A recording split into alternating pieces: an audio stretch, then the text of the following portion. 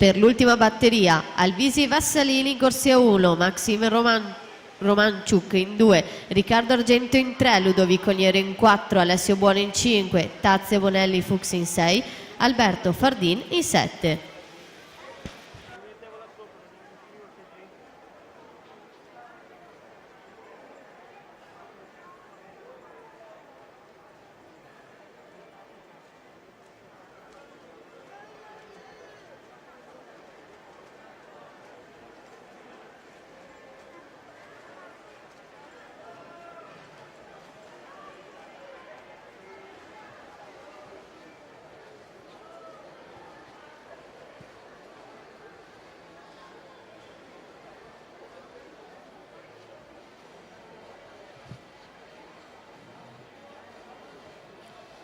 Albert Gabriel Coiano 1-2-14, passaggio a metà gara su Nicolò Gallina in seconda posizione 1-2-58.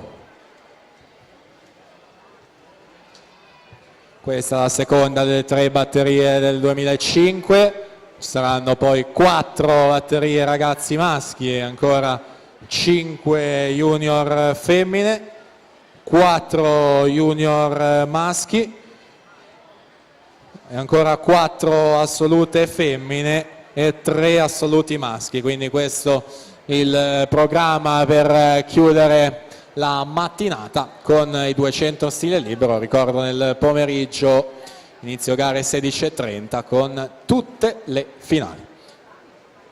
Intanto ancora in corsia numero 4 a condurre è Gallina su Coianu che insegue in quinta.